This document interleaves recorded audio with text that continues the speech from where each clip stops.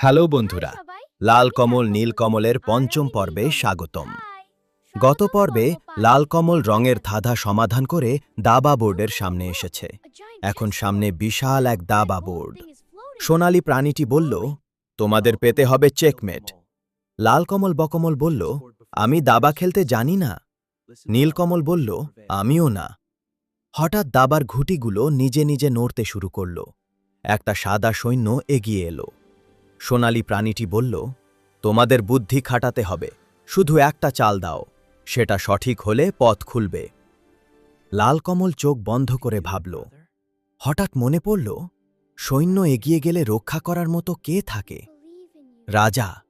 সে বলল, আমি রাজাকে এক ঘর সরাব। স্পর্শ করতেই রাজা সরে গেল। দাবা বোর্ড থেকে আলো বেরিয়ে এলো, দরজা খুলে গেল। এবার তারা ঢুকল সোনার তৈরি এক কামরায়। সেখানে আছে একটা জাদুর মুকুট। পরের পর্বে দেখবে সেই মুকুট কে নেয়। কমেন্টে জানাও, তুমি কি দাবা খেলতে পারো? Like, share, subscribe.